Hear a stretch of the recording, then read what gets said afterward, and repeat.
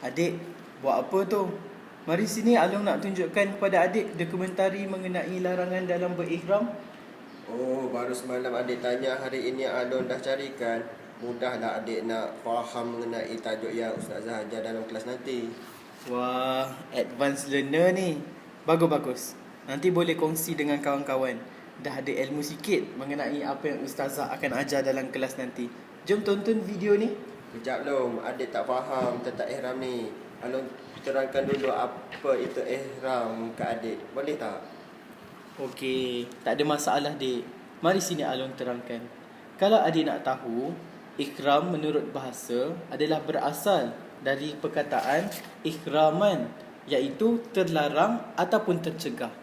Ihram pada asalnya membawa maksud mengharamkan atau melarang, dan ihram dalam ibadah haji atau umrah ini artinya ialah suatu keadaan yang ada atau wujud kepada orang yang sedang mengerjakan haji atau umrah, bermula pada ketika berniat mengerjakannya dan berakhir ketika tahallul.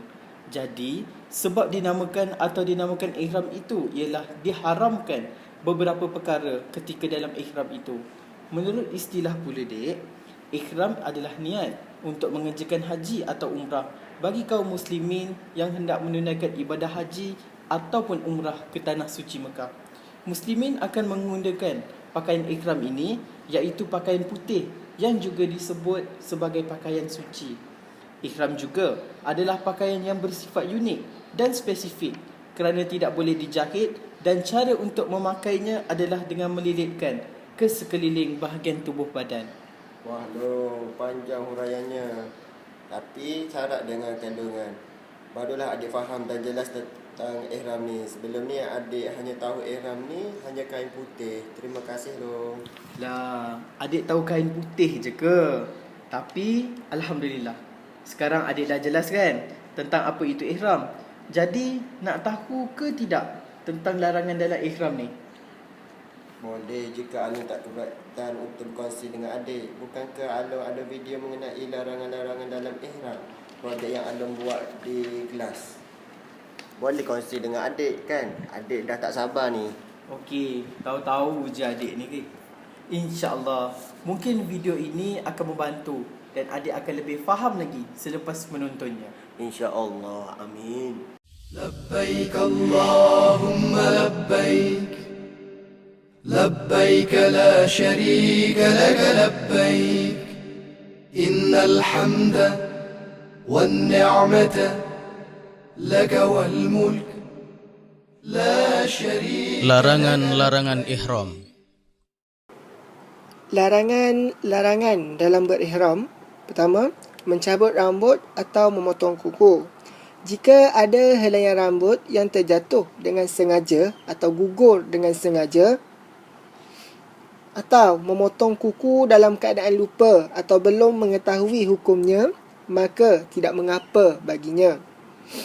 Kedua, tidak boleh memakai wangi-wangian atau bersumberkan wangian, dan tidak mengapa jika ada sisa bau wangian sekiranya dipakai sebelum berihram. Ketiga, tidak boleh berburu binatang buruan darat, sama ada membunuh, mengejar atau membantu orang lain untuk berburu. Keempat, adalah dilarang menebang, mencabut, memetik pohon di tanah haram atau mencabut tumbuhan hijau yang tumbuh dengan sendirinya. Kelima, tidak boleh memungut barang yang dijumpai di tanah haram kecuali dengan tujuan untuk mengumumkan atau mengebahkannya kepada orang lain.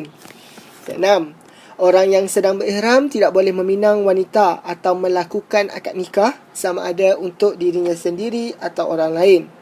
Di samping itu juga, dilarang untuk berhubungan intim di antara suami dan isteri. Ketujuh, bagi wanita ketika berihram dilarang untuk memakai alas tangan dan menutup wajahnya dengan cadar, kain atau burqa, kecuali yang melintas di depannya adalah lelaki asing yang bukan mahramnya. Pada saat itu, wajib baginya menutupi wajahnya dengan kain jilbabnya atau dengan yang lain.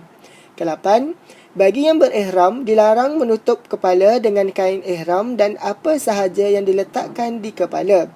Tetapi, jika ia menutup kepala kerana lupa atau tidak mengetahui, adalah tidak mengapa baginya, melainkan setelah teringat atau menyedari perbuatan tersebut atau mengetahui hukum berbuat demikian.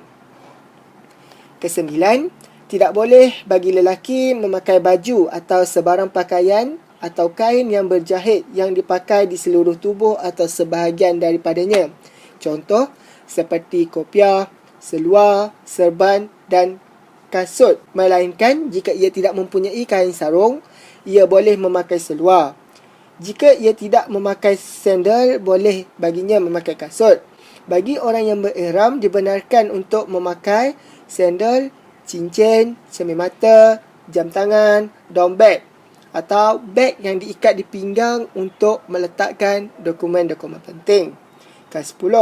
Dalam berihram juga dibolehkan mengganti pakaian dan mencucinya, dan boleh mandi serta membersihkan rambut dan badan. Sekiranya terdapat atau ada rambut yang gugur, maka ianya tidak adalah menjadi satu kesalahan. Sekiranya ada darah yang keluar kerana luka di tubuh, maka ia adalah tidak menjadi satu kesalahan kepada orang yang sedang berihram. Ke-11, wajib bagi orang yang melaksanakan haji dan umrah untuk memelihara kewajipan agama, iaitu solat berjemaah tepat pada waktunya, meninggalkan dosa dan maksiat, kata-kata kesat dan kata-kata dusta ataupun perbuatan-perbuatan yang tidak berfaedah bagi dirinya. Demikian dokumentari yang mudah dan ringkas mengenai larangan-larangan dalam ihram. Macam mana? Adik lebih faham sekarang? Wah, menarik juga ni. Mudah difahami lo. Alhamdulillah. Baguslah kalau macam tu. Adik kena ingat je apa larangan-larangan dalam ihram tu, seperti yang diterangkan dalam video tadi. Nanti senang nak kongsi dengan ustazah dan juga rakan-rakan dalam kelas nanti. Pepatah Arab juga ada mengatakan, dek, sebaik-baik manusia adalah yang memberi manfaat kepada orang lain. Maka adik, manfaatkanlah ilmu yang adik dapat hari ni. Baiklah, insya-Allah Along. Macam mana Along bijak macam tu, adik juga kena bijak kan. Sekarang adik akan ingat semua larangan-larangan tadi. Bagus. Semoga adik akan mendapat manfaat daripada apa yang adik dengar dan apa yang adik tonton sebentar tadi. Ya, terima kasih banyak-banyak ya Long. Sama-sama dek. Dah.